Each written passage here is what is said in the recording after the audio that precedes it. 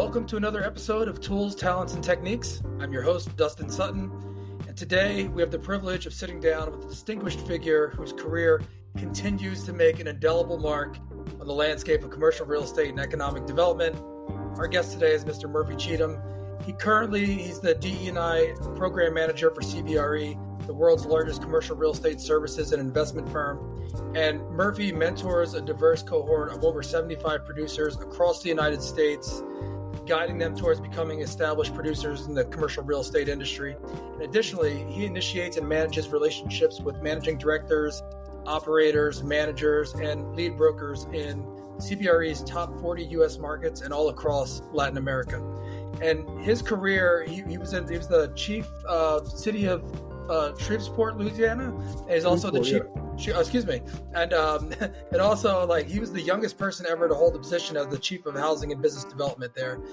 He's also led affordable housing redevelopment projects. He's just done a ton of things in his career that we'll go into. Murphy's also a proud alumnus of Grambling State University and also has his master's of real estate development from Arizona State University. And he's doing some amazing things with getting those two organizations, those universities together, and how they're developing their commercial real estate departments. So I'm very pleased to have today's show, Mr. Murphy Cheatham. So welcome to the show, Murphy. Man. Appreciate it. Yeah. How was that intro? What was that intro good? That intro, man. You need to have you tour like the next Kings of Comedy and bring people out on stage. Yeah, all right. Well, maybe. We'll see if they come knocking. Well, listen, I really would like to start with you. I tried to give a good intro, but could you just introduce yourself and a little bit more about what you do? Yeah, man. Yeah, no, I appreciate it. Appreciate the opportunity. I'm not gonna say it's weird, but you and I have just had so many great conversations. I guess it's interesting now that these are being recorded, right? So, from San Francisco Bay Area, born in Oakland, raised in Fremont. A child of two, Grambling State University alum.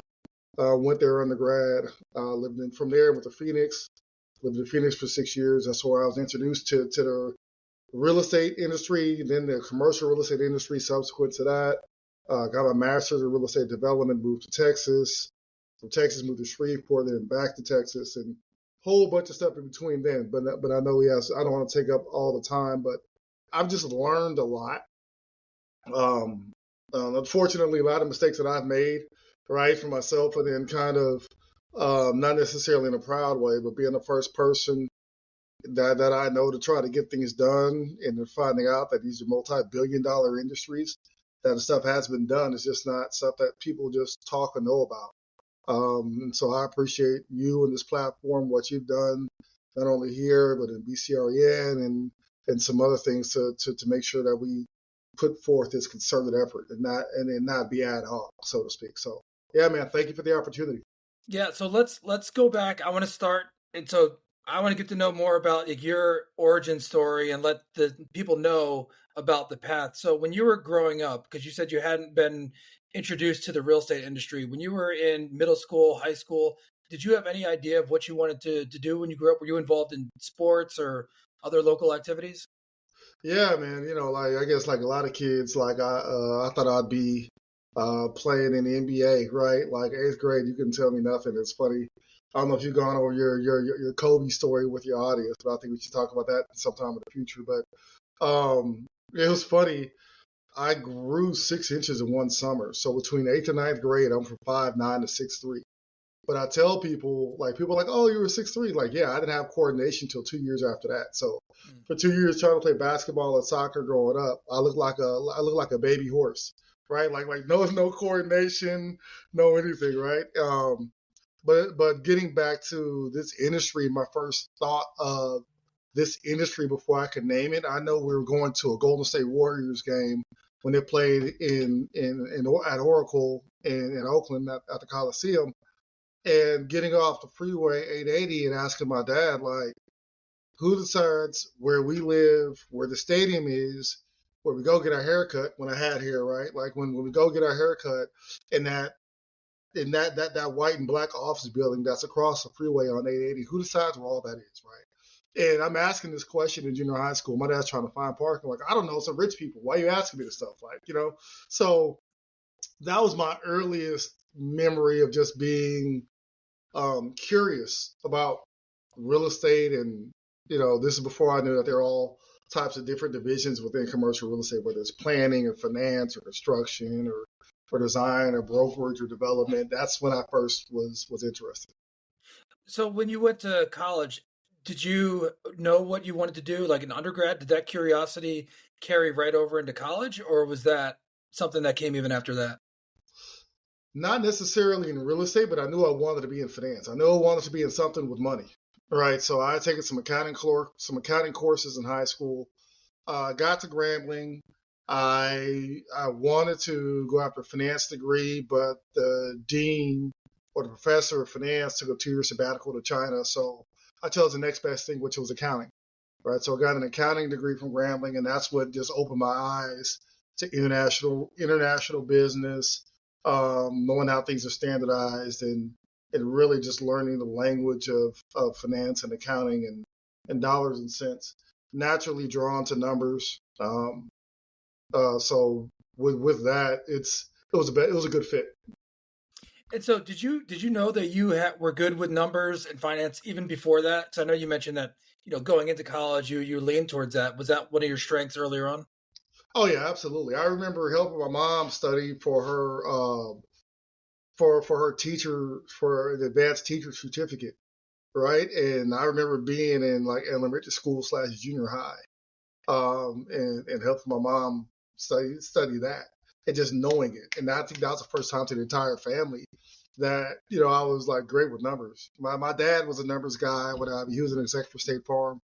My mom grew to be a principal or continued on to be a principal in the California school district. So my parents were accomplished in their own rights, but I remember just that helping my mom study for her standardized teacher certification test early on, and she looking at me like, "Wait a minute, you did all this?" And I'm like, "Yeah." So I knew that was a gift early on. And so when you're in college and you're taking these courses and you're accounting and you're doing these things, did you start to see the path unfold in front of you? Was that even something that was like, oh, I can go into this with this? Like, was that even in your mind? None whatsoever, man. I was, to be honest with you, I was just so focused on being a good accountant because I had such laser focus. Like, this is the only thing I could be. I can only be an accountant, right? And much respect to a lot of accountants, that was not like my path. I did not know anything about sales, commercial real estate, or anything until after college. So I got to Arizona. I was recruited there by a multinational corporation, laid off. I'd already bought my first house by then, what have you, so I needed another job. And I got a job with Enterprise Rent a Car. And that's when I even knew that sales was a profession, right? Just to have a job. And I later got back on accounting with KB Home. But I was introduced to real estate and real estate development. But I was introduced to sales before I was introduced to real estate. But I used numbers and all of that, right? So when that it was huge. It was definitely a great thing. So right after college, that's when you went to Arizona. And when did you go to Louisiana? So I went to Louisiana for undergrad, right? For college. Oh, And so then I was recruited, I was interviewing all over. Go was ahead. that when you were working for the city? No. That was well after. So Oh, okay. yeah, so I kind of crisscrossed back and forth. So from the Bay, I went to Grambling. From Grambling, I got job offers in Illinois and Dallas with State Farm because I interned with them. I had a job offer with the CIA in Washington, D.C., a few job offers for some places I temped for, like Men's Warehouse, what having their accounting department in the Bay, and then another job offer in Phoenix. So Phoenix was close enough but far enough for my family without paying California cost of living, right? So I could have my freedom and kind of get started as a young single man, right? So that was that. And my parents sold a house in the Bay, and the highest that real estate at that time had ever been valued, which was May of '05. They sold the house in May of '05, moved back to Louisiana. They moved to Shreveport, Louisiana. So in '07, when I graduated out of my master's program, I had a few job offers in California, and Phoenix, and Dallas. Um, I moved again to Dallas, again, close enough but far enough. And that was economically viable. So that's how I got to Dallas in June. In in the spring of 2010, I was contacted about an opening with the city of Shreveport, just through some personal connections and what have you. And and from then I went and interviewed for the job for the city of Shreveport. So that's 2010. So that's 9 years after I graduated from Grambling in 2001. Okay. And that's how I got back to Shreveport. My parents were there. So that was good there. It was a wonderful opportunity. And that was 2 years, and I moved back to Dallas. So a couple things I want to see how, if at all, these relate to each other. But one, you Sure. mentioned being in sales at Enterprise. Was there Sure. anything that you took from that experience of being introduced to the sales process and what that means? Oh my goodness, yeah. It was. I mean, but for what I was making, and there really wasn't any commission that enterprise, right? It was great numbers, but not much commission. But for what I was making, that was the best. I didn't know sales was an industry. I didn't know sales was a profession. I mean, now it's like, yeah, no duh. Every industry needs sales to be profitable, right? But I had no idea whatsoever that there was actually sales. If so, it was like a car salesman, right? So it wasn't, and nothing against car salesmen by any means. They're some very successful. But I didn't realize that there was a sales profession, and that was a skill, and not just somebody being charismatic, right? And going through that and talking about fact finding your client and identifying what you're offering as value to the client, and so on and so forth. So I didn't even realize that, and then once I did that, and I had that sales experience at Enterprise, but now I'm back doing accounting at KB Home, and I do accounting for another smaller international home builder. I still have that sales itch. So I just found myself around the salespeople just to have that itch and not knowing how to get in there or what have you. It's funny, most of my friends now who I keep in contact with they're in sales in some form or another. So that was again an introduction to me, and after I graduated undergrad. And then as my career progressed, finding out about that. And it's pretty much sales and everything. Yeah, no, I agree with that. And so when you're working for the city in Louisiana, so tell me about that situation and the things that you took away from that. Yeah, no. It was a situation. It was definitely that. Listen, it was my first government experience, right? And essentially and I could not, the lessons I learned there were invaluable from my boss then, who's still a mentor of mine. I kind of look at her as my aunt, and Bonnie Moore, who's still the director of community development there at the city of Shreveport. And she's done amazing things for people's lives directly and indirectly, some things people may not ever know. So I definitely have to say that. If you look at a community development department, every city that's over 50,000, population of 50,000 people, you get a direct allocation from HUD to build affordable housing and to fund small businesses and remove blight from your city, right? So, I mean, I haven't looked at allocations in the past few years, but at one point in time, like the city of Dallas was getting $30 million a year from HUD. So I saw that with my training, again, from accounting, from sales, and then my master's by then of real estate development. I saw that as, wait a minute. So you mean to tell me we're a real estate development company that gets a considerable amount of money invested into us every year, and we don't have to pay it back? We don't have to provide a return. We just have to do what we say we're going to do, and then we even get more money on that. And there are loan products that cities can apply for larger, big development deals, but people get allocations every year. And then you have 5 years, you have 3 years to say what you're going to do with the money, and then another 2 years on top of that to actually spend the money. So you have a total of 5 years to invest the money from the day you get it. That's not heard of anywhere, right? So I'm super excited because I'm considering myself now, I have this government title and what have you, but I'm considering us on a real estate development company, right? So now I'm like, okay, how can we do business the right way? How can we provide affordable housing? How can we do small business loans? I revitalized a small business loan program there. I righted the ship on a few affordable housing deals, and then we were able to bring in some for-profit partners to then further leverage the funds that we brought in, and some partners I still keep in contact with today. Some great professionals there. So yeah, it was a learning experience, but I was literally the mesh point between private industry and public industry, And which so, which was good. well, that's a great point. I want to dig deeper in this because you've had experiences. You've been at some great universities and worked now in your experience, and you're working with them on the actual curriculum side. You've Yep. worked in the private sector. You work in the private sector. You worked in the public sector, and I'm curious to hear from your perspective the not only the lessons that you've learned, but what are some of the big differences that you've seen? And I don't want to limit your answer to this, but there's things that are really good about having Right. a bunch of guardrails, and there's things that oh, this could be eased up. But I want to hear about your experience and the things that you took away. No, that's great. I think I was able to, from a very high level at a technical point, be able to identify the motivation of your various partners, right? So public and private partnerships, and have a public and private partners on a deal.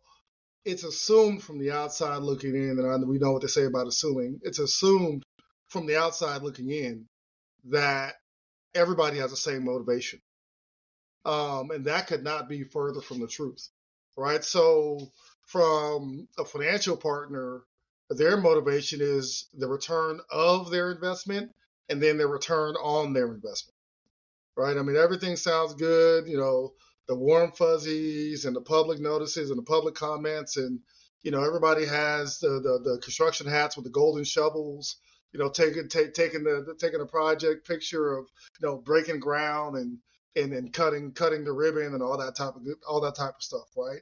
But not everybody in the picture has the same motivation. Government could be compliance and then providing housing units for the constituents. And really, the long-term goal for government is to increase its tax base, right? So government is also looking at it as an investment because they're investing dollars to hopefully get property taxes back to then further run the city. So they're looking at a return, but their return is different, right? And then you have compliance people, you have so on and so forth. So the first lesson I learned is being able to, in an Excel spreadsheet, write down each one of your partners and then take the time to write out their motivation, getting to know them to find out what their motivation is. Who are the people? Well, what are the people demanding who are their bosses, right? Because everybody has a boss, whether you're an entrepreneur or not, right? So what do you need to return these funds back in 3 to 5 years?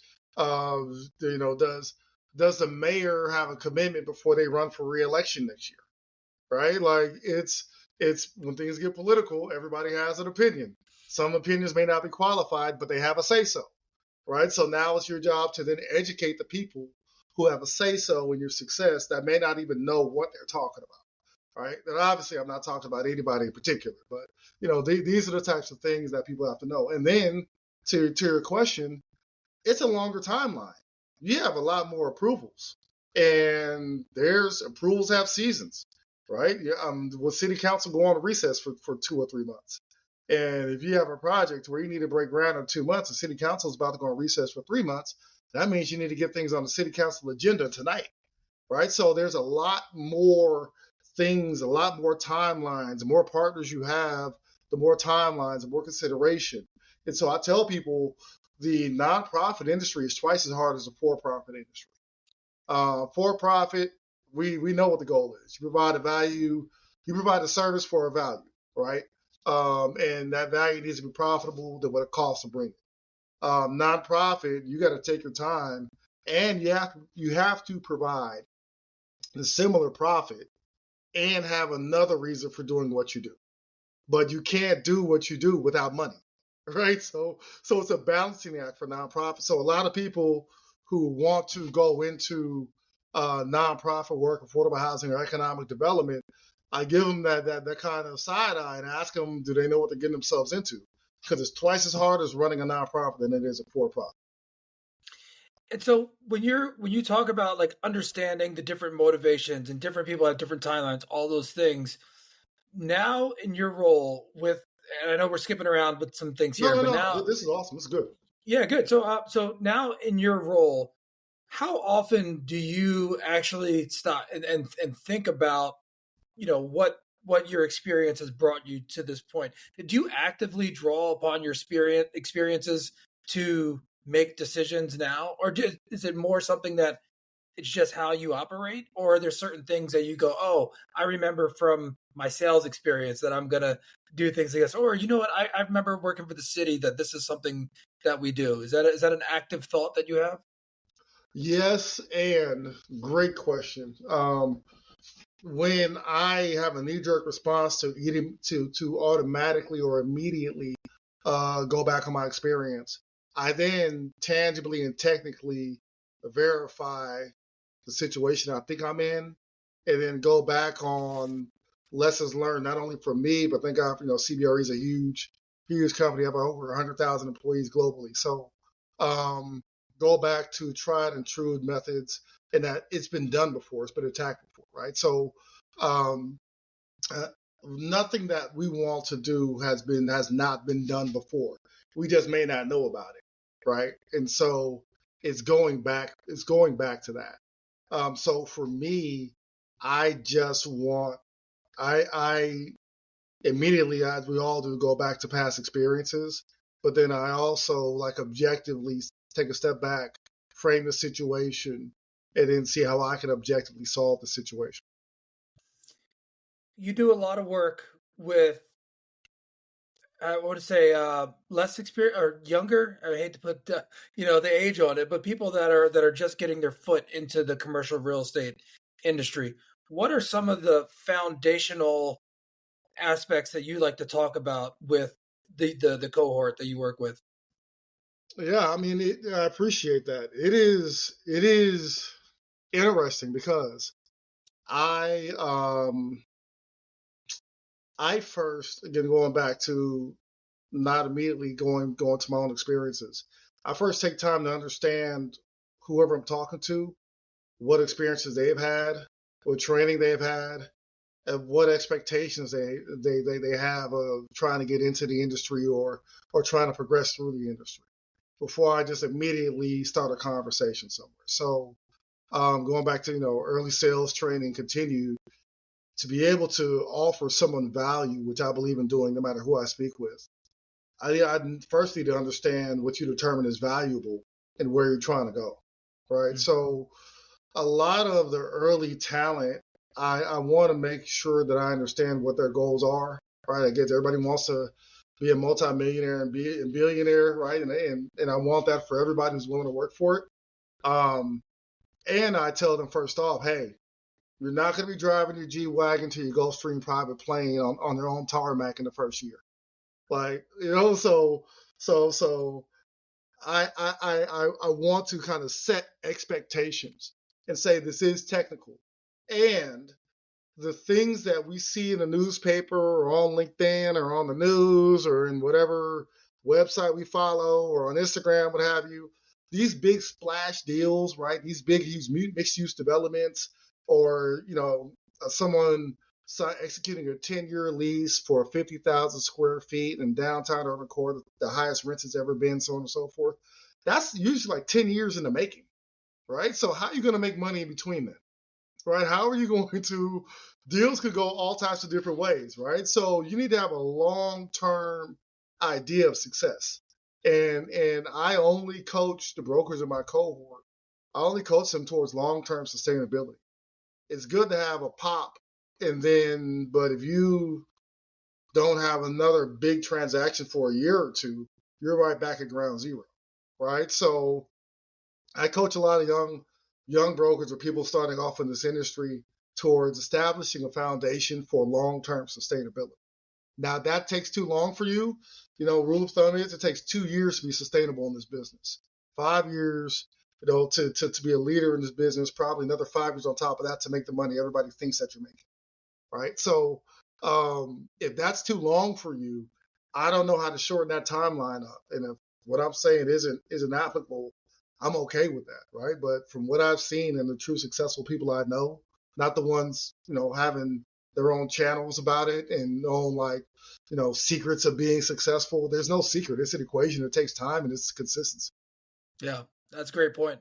Is Yeah. there is there a certain thing or certain backgrounds that people have that you're seeing that are the most ready to receive that type of information? Like, is there any college degrees or a certain aspect, a personality type that seems to do best with this lesson being learned? You know what? That's funny. Sorry if you hear the background noise. I guess I should close my window. But I You're good. would Hey, this is say, organic. This is good. It yeah, gives yeah, more it's good. It's good. It's adds good. to the experience. Yeah, Texas weather. I gotta enjoy it while we get it. I would say that it is not necessarily a degree. I mean, finance always helps, right? Engineering helps. That gives you a pretty good background. I posted something on my Instagram stories a few days ago. Like, success doesn't come from the college you went to. Success doesn't come from your degree. It comes from your hard work. It comes from you, right?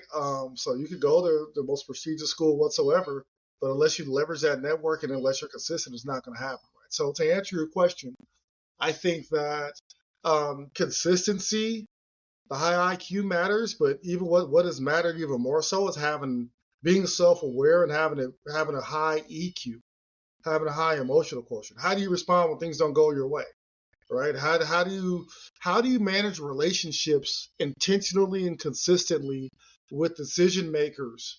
How do you consistently offer value regardless, right? How aware are you of the different situations? That is what I've seen be consistent in the people who are successful versus the ones that talk a great game, or as I call the ones who are like apex predators, like salespeople. That's gonna force someone into a deal and be a closer, Glenn Gary, Glenn Ross, and all that type of stuff. That's good, right? But all of that is nice and really works, but your level of consistency, your level of self mastery, and then your level of mastering relationships to consistently provide value to those people. Um, I think that is what I've seen the difference between the people who are up, when I say up here, people who are at the top of their profession versus people who are consistently like up and down or barely making it or what have you, right? Like effort is it, but it's consistency and self mastery is what I've really seen, which might sound real cliche or abstract to people, but that is definitely it. Well, you know what? The reason it's cliche or may sound cliche because it's true. Right. Consistency and self mastery. Because if you can practice those things and consistently practice self mastery, you're going to be in a better place than you were yesterday, and that's the truth. Absolutely. Absolutely. I would say something else, and I'm coaching a few of my young brokers in this now, is do not discredit or discount any progress, right? Mhm. Like what I mean by that is if you got a 3,000 square foot deal in a class C part of town, and it may not be big to like your local business journal or somebody else that's humble bragging online, what have you, that is your own deal that you closed, right? There's work that went into that. Learn those lessons from that, right? Don't discount it because it's not the biggest thing ever, and you're not being celebrated at some award show, So definitely do not discount your progress, especially in this market where business credit and real estate credit is so tight. If you're able to get things done, just be consistent in that and appreciate it. Oh, and celebrate your wins. Man, Like yes, yes. I mean, you have to, and also another thing that I took from one of my previous experiences where at a company I used to work is that even though we were working on a deal, that even though it may have been small for what we were doing, but for the person that brought that deal to us, it was a big deal to them and their family. I mean, it was a Yes. small office center, and the numbers weren't that big on our sheet, but to them, this was like the foundation for their family to grow and acquire wealth. And it's like, well, okay, let's think about this holistically and from everybody's perspective, because it's not all about our Excel sheet. Think about their family and what this means to them. So I think that's a very important note to take. Yeah, let me say, I know you're the host for your podcast, but I really do want us to stay on that. Um, because we hear so much now about generational wealth, right? And I have some friends who are in the first generation. Now some friends who are in the fifth generation, right? In the early generations, you're not showing wealth, you're building it. So building wealth is really quiet. and it may not be all attractive of sorts, right? You may not be downtown Class A, the top floor. You might be, in a suburban office that you're setting up for your kids or your grandkids to then take over a family business 30, 40 years from now, right? And that's not always like super high end, but it's what's needed to establish a foundation. And you're absolutely right. In this business, we're helping generations build wealth. Either build it or maintain it, which a lot of times is twice as hard as well. So, yeah, do not take that lightly, man. That is huge beyond measure. I mean, that's something I could talk about for ages. You've had a lot of different experiences through, again, all these different things. Walk me through some of, and it doesn't have to be any like the hardest, but what were some of the biggest challenges that you faced in your career? And I want to know like how you learned from them, how you dealt with them. Is there anything that stands out or jumps out in your mind? Yeah, I mean, that might be more of a question for my wife than me, but Oh, wow. All right. yeah. God bless her. Like, no, like that is it is huge. I would say, man, that's crazy. I would say sticking to what you've trained to when times get tough. Hmm. I can give so many instances, but at the end of the day, if you have taken your personal time, if you sacrifice time to know a skill, if you sacrifice time to master something and then be disciplined of it within yourself, when things fall apart or when things do not seem as if they're going the right way or the world may be against you or so on and so forth, lean back on that. And like the toughest part in my career for me is when you have somebody who has a separate agenda, whether it be a coworker or a client or competition, to make themselves look good and may cause doubt for you, or what have you, because they're opportunities. So you just happen to be the person at the time. To not take it personal, to remind yourself who you're serving, the impact that you have across the entire board or across the entire spectrum of the economy, and keep things into perspective when things get tough, right? To keep things into perspective and rely again on what you have spent time for.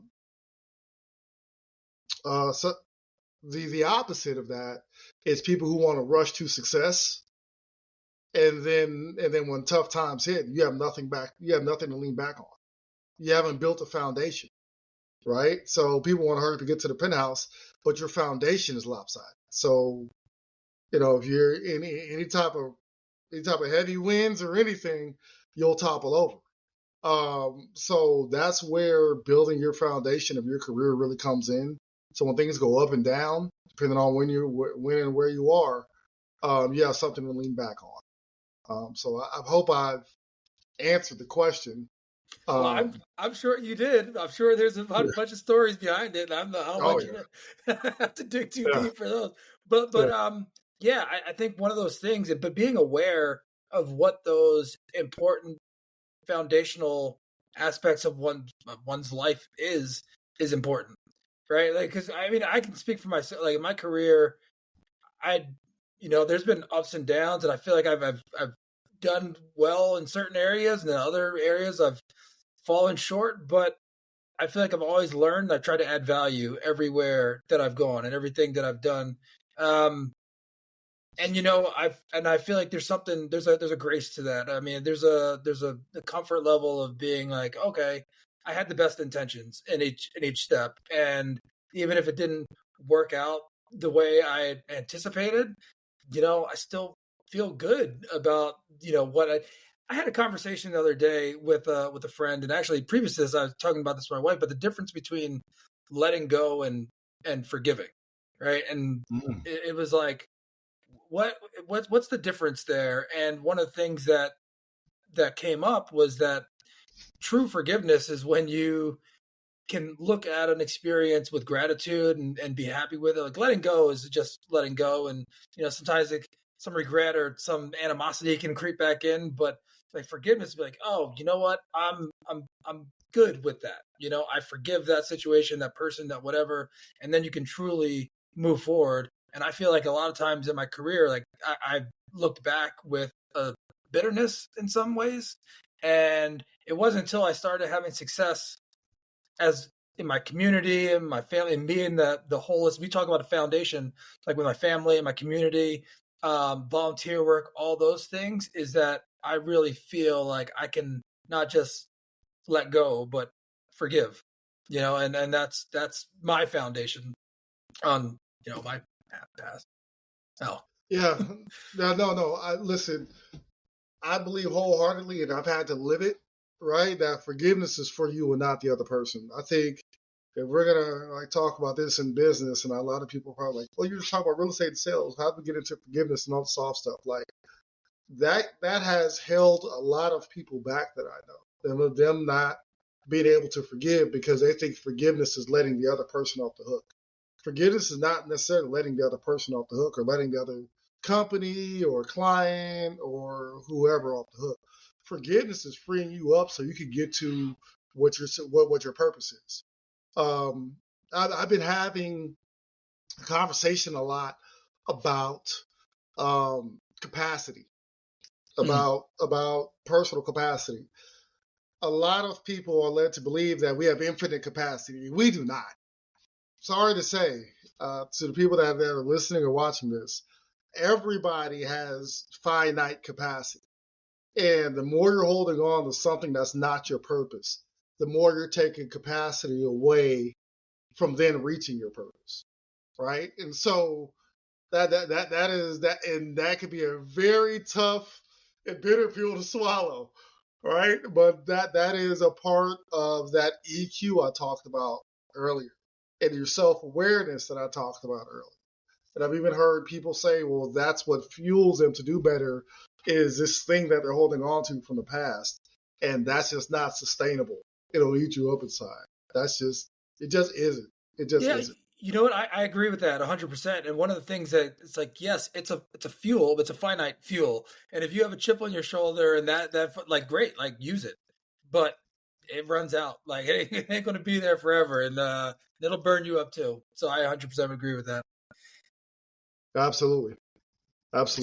So what's a common question or something that your the people that you're mentoring come to you with? Is there a specific common theme that people are asking of you?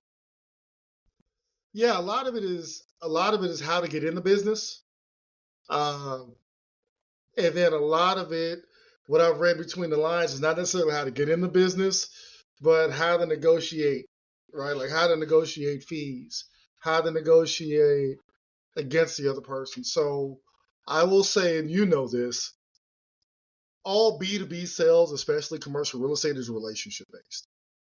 So people who are looking to get into the business, especially looking to get into CBRE, definitely, reach out to me. I could tie you into our talent acquisition partners as well. And not but and applying online is only part of it. Whatever you want to do, you need to get to know the decision maker of that business. So if you want to enter into commercial real estate in Los Angeles, right, it's one thing to apply for a brokerage role or a transaction management role in Los Angeles. It's another thing to then get introduced to a managing director who's able to then tell you what teams have available space on their respective teams, whether it's industrial, office, retail, multifamily, land, nonprofit, healthcare, what have you, right? So I would say being able to have that. Another thing that I'm having to coach a lot of people, especially from our culture, is not to have that this is sales. Don't have somewhat of what I call a benevolent approach to entering. What I mean by that, right? I'll talk to somebody, and a lot of times we're kind of coached. I joke, it sometimes comes out of the church. Like, I just want to be somewhere where it's a value where I can learn. right? I just want to be of value to where I can learn. And I say, stop, time out. That's not the way to approach an opportunity, right? Because the hiring manager here is like, oh, I'm just looking for you to pay me so I can learn on your dime. That's not what anyone's looking to do, right? It is hiring me and this seat will gain you market share. I know my market. I know the downtown LA retail market of XYZ, right? I know the Texas industrial market, the industrial market of Houston of XYZ. Hiring me will help you give you 10% more market share. I know the Chicago, office market of so on and so forth. So being able to be as defined as possible towards your goal and being able to communicate that in one or two sentences is it. And I get it. A lot of people are scared of it because they don't want to talk themselves out of an opportunity, right? Like I think a lot of people's fear is, oh, well, if you had said you want an office, I would have offered you this position. But since you said retail, I'm not going to offer you this position, right? To where I would tell you, you can't make a bad fit good, right? I mean, you can't make the whole ad is fitting a square peg into a round hole. Even if you do fit the square peg in a round hole, it won't be comfortable. It's not comfortable for either, Yeah. right? So being able to be as defined and just starting from your general interest and speak about that, showing that you've done some research and being confident in your ability, not arrogant, but being confident in your ability, that is the best way to get into any sales position, let alone commercial real estate. That's usually it. And then the other part, I would say, as far as recommending people in negotiating fees and sales, there's a great book called Getting to Yes.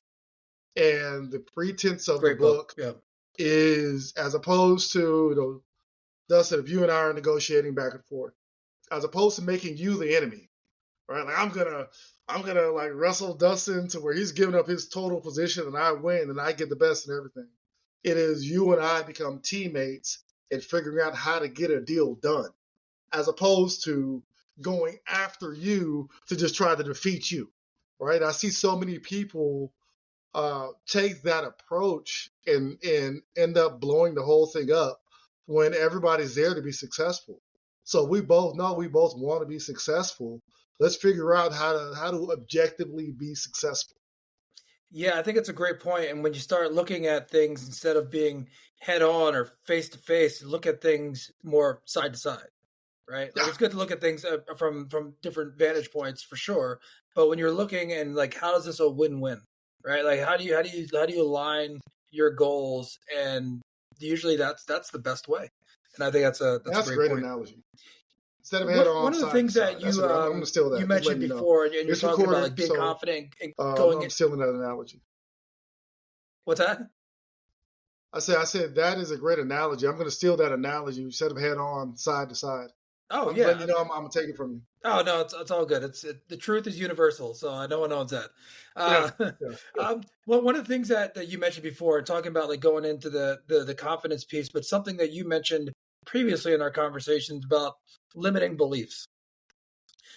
Could you talk about that and from your perspective, whatever the personal, professional, what you're seeing in your day to day? Like, tell me more, expand on what your thoughts about limiting beliefs.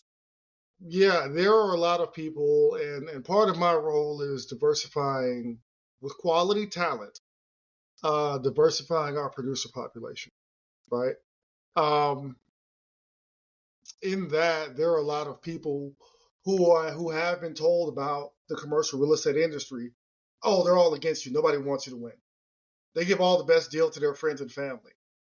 You're going to be there, or you're going to be off to the side. There are going to be people who are going to make sure that you're going to look bad at every turn. And a lot of times I've had people who have been in great situations absorb those limiting beliefs and operate from those and have allowed referrals or when they should have reached out to somebody or brought somebody else in to then not go after a deal or not go after an opportunity or torment themselves because what they want is right there, but in their mind they believe there's some force working against them, right? And that to me is one of the most disheartening things to see somebody from from any background go into a thing with an antagonistic nature and then have an opportunity right there at their feet, but they believe those limiting beliefs in their minds, as opposed to you're here, everybody wants you to win. Yes, are there underhanded people in the industry? Absolutely.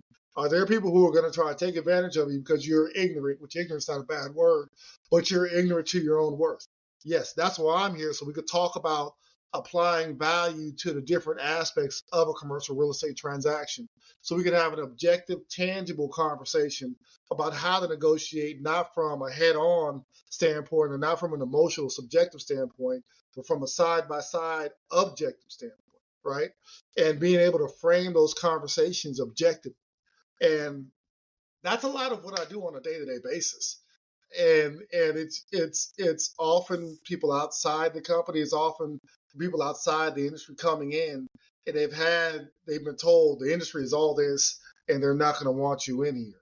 So they go towards a safe path, or they get in, but now they're antagonistic about the environment they're in, which is hurting more them than the people who are already established in the industry, right? And to me, that has been kind of the most disheartening, disappointing piece of it, and something that I appreciate what you all are doing at BCREN, what you're doing independently, what we're all doing is saying, look, there are objective ways to handle these situations. And yes, is there competition? Yes. Is there overall nepotism in this industry? Yes. Right? Like, let's talk about that. It's not every situation. And even when, if you're bringing value, know your value and bring your value. Get your pipeline up, get your contacts up, get your networking up, strategically, intentionally, and get those conversations going.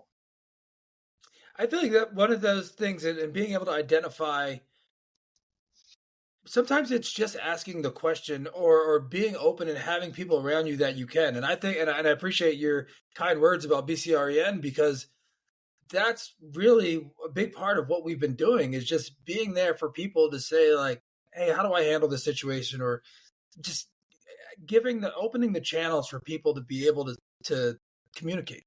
And there may be something that is simple.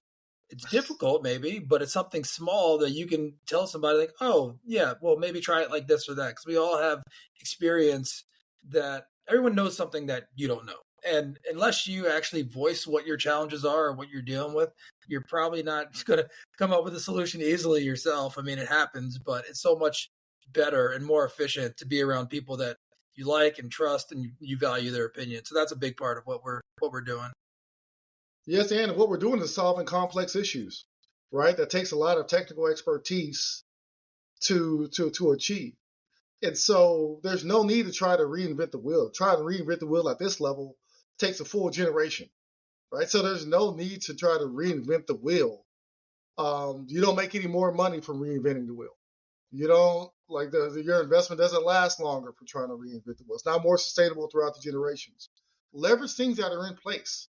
Leverage networks and people and expertise and things that are in place, right? 20% or 25% or 30% of something is a lot more than 100% of nothing.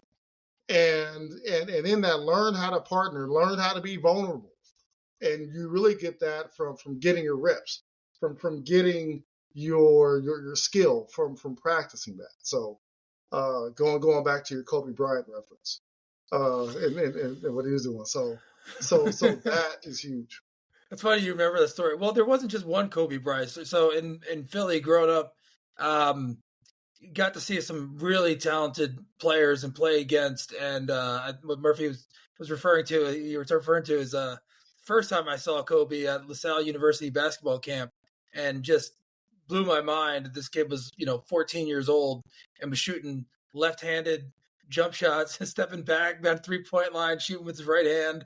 I'm pretty sure, and I never got the full backstory to this, is that the only reason his dad even let him play in that camp was if he played the camp with his left hand. I don't know if that for sure, but that's what it seemed like, because he was doing a lot of drills with his left hand focused there during that camp. It's amazing. That's crazy at that level. Right at 14, I was just trying to just basically get my coordination and dunk. right? So someone practicing shooting jumpers with the left hand and all that at that age, that's again very intentional, and that's a lot of time sacrifices as well. Yeah, you know what? On that note, there's another thing because you talk about growing quickly. So I don't know if you remember John Salmons. He played the NBA for like 15, probably more than 10 years for sure. Very good player. Yeah, he went to University of Miami. So he and I played in the same backcourt for like our summer league and AU team from seventh grade till senior year, and we were the backcourt in seventh grade, and then every year he like grew like another 3 inches, and so we were always looking eye to eye. And then like one summer, I'm like looking at his shoulder, I'm like, what the heck, what just happened?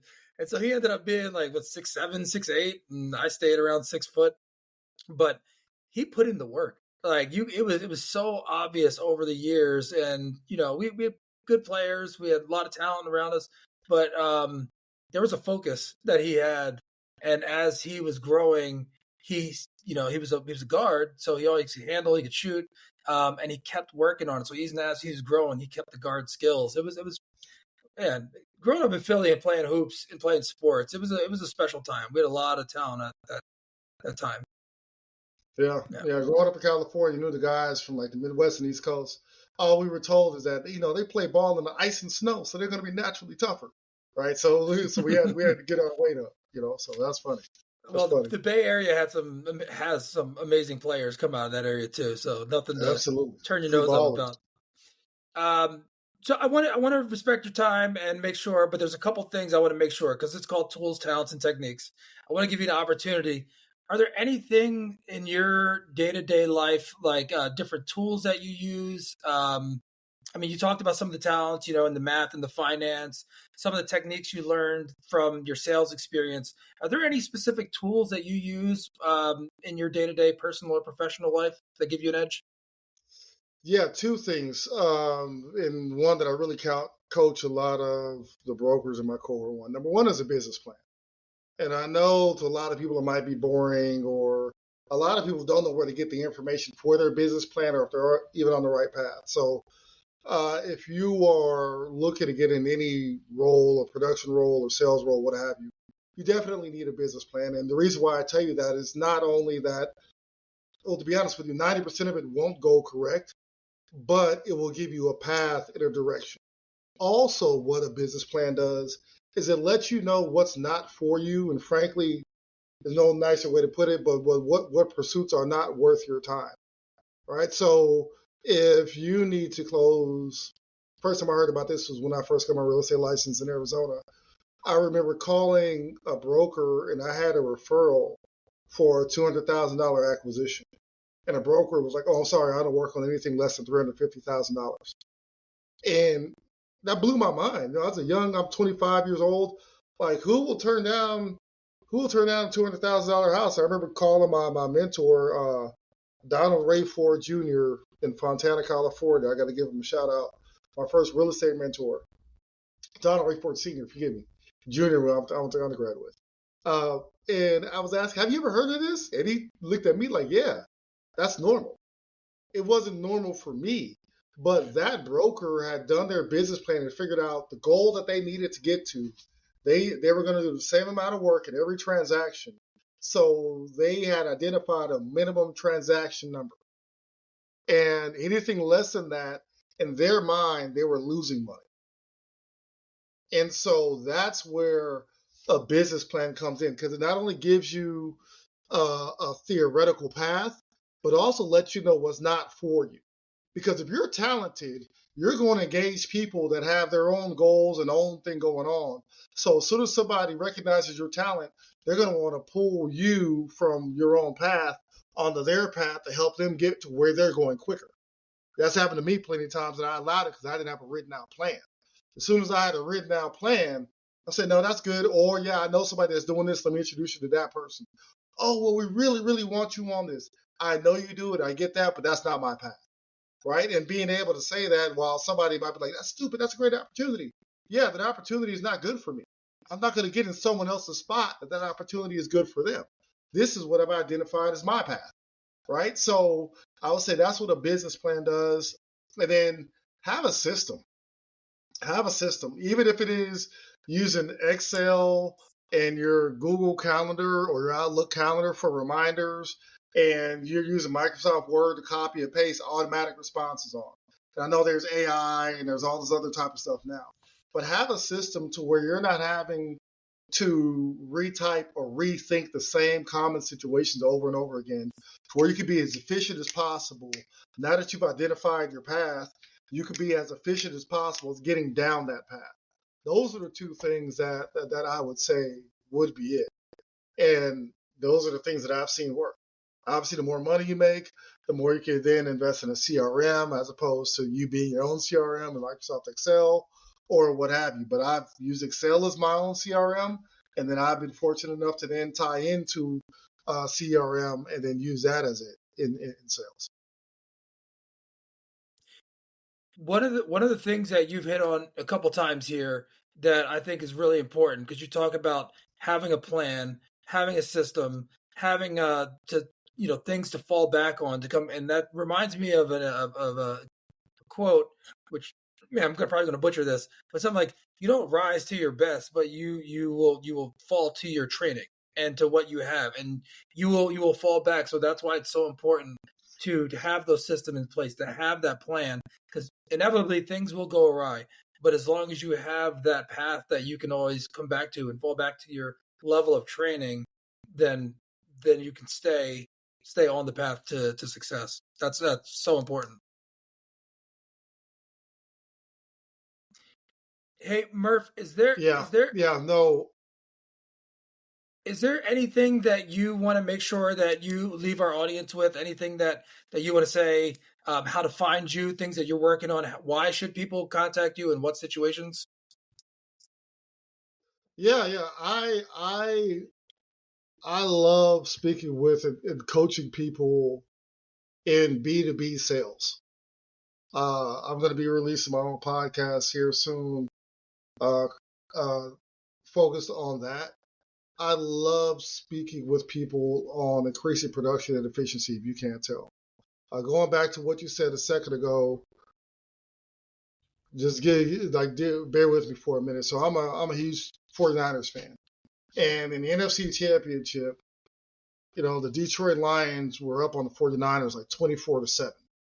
And everybody was worried. And I have in my phone, I took a screenshot of it. I was texting some of my friends that were sending me pictures of like Slim Shady and everybody else kind of doing that. I texted them at halftime, don't worry, 49ers will win, and the Lions are going to crumble. Sorry to all the Lions fans out there. And it came true, and some of my friends were calling me Nostradamus. And it goes right back to, I wasn't concerned about it. Like, we've seen it more in college sports, collegiate sports than anything, where an underdog or somebody where it wasn't supposed to be competitive, and the team is that's not supposed to be competitive, that's supposed to get slaughtered, like is ahead, and that in the last few minutes of the game, the other team comes back and wins, because you default not only to your level of preparation, but you default to the idea of yourself. And in my opinion, the Lions' idea of themselves is more competitors and champions. And so when they were set up to be champions, it wasn't familiar to them. And they defaulted to going back to competitors than champions. 49ers idea of themselves as champions, so they didn't panic at halftime. And I was expecting like them to come back and win the last play of the game, but by the end of the third quarter, it was a tie ball game already. Just because your idea of yourself, not only do you default to your level of preparation, you default to the idea of yourself, which is why I enjoy so much talking to people about their own limiting beliefs, because you will default to your limiting belief. So the psychology of that is that you need to first believe in yourself as successful, technically and tangibly successful, beyond, your storyboard or your vision board. Like, really invest in the things that will technically make you successful over time, and you'll be successful over time. That's what I want to leave everybody with. Thank you so much. That's great. And so one more thing, you mentioned like you're coming out. Is this what your new podcast is going to be about? Is it through CBRE? Is this your own venture? Small venture. I lead a podcast with CBRE. It's a webinar with CBRE called Leveling Up in Commercial Real Estate. It is specifically talking about lessons learned that, being a top commercial real estate firm and globally, lessons learned that way for commercial real estate professionals. My podcast is going to be called The Sponsor because in my role and in prior roles, I've been able to be the sponsor of a lot of people and conversations behind closed doors. And just to be honest with everybody, everybody's having conversations about everybody behind closed doors. Who you are consistently will speak for you, even if you have people speaking against you. If you're able to back up who you are consistently, that will speak for you. So I've been able to be a sponsor of sorts, and I was called that by a few of my brokers. I wasn't even aware of that, but being able to provide insight on how decisions are made and what's really important versus what everybody says is important and what to do, and being able to kind of cut through the noise and advise people on how to progress in their careers as B2B sales professionals and commercial real estate professionals. That's really a lot of lessons learned that, listen, I think it wouldn't be right for people to spend the time and effort into building their craft and people not give them a heads up and not have to go through things themselves, right? I think that is what's ridiculously important at this time. Yeah. Well, I'm going to include in the show notes links to your profile, some more information that you're doing. And if depending on when your podcasts come out, I'll put a link to that as well so people know where to find you. Yeah. No, I'm filming and editing now. So it'll be up soon. So I'll send you the link here pretty quick. Thank you. All right. I appreciate it. Yeah, Thank of course. you for the work you do too. I know it's not easy. It might seem like it, but it's not easy. Yeah, there's a lot, but you know what? I feel like this goes back to what we're saying about knowing your path and what you're doing and what you're getting. I'm really enjoying doing everything that I'm doing, whether it's this, the podcast, BCREN with ranges, what I'm doing. Like, it's all fun things, coaching kids in sports and everything we're doing in the community. It's all fun stuff. I was actually, I promise I'll let you go. But I was watching this thing, the show on Netflix, and one of the things they were talking about the Wright brothers and, the guys who invented flying, basically, the airplane. And they asked them their question, what were you, how did you come up with this? How were you doing this? And they were like, we were having fun. We enjoyed it. Like, they didn't necessarily set out to change, personal aviation. I mean, I'm sure there was some of that, but right. Why they were successful? Because they were enjoying it. And when you can enjoy something, it's so much easier to be consistent because you're going to keep going back and doing it and working on it. And so that's how I feel about most of the things I'm doing in my life and my career. And I'm going to stick with it. Yeah, you're going to be successful. There's naturally, you're going to be successful, right? Yeah. And keep your own definition of success and not don't let anybody else attach their definition of success to you. You're going to be naturally successful. Yeah. Appreciate it, Murphy. Yeah, man. All right. Talk to you soon. Be well.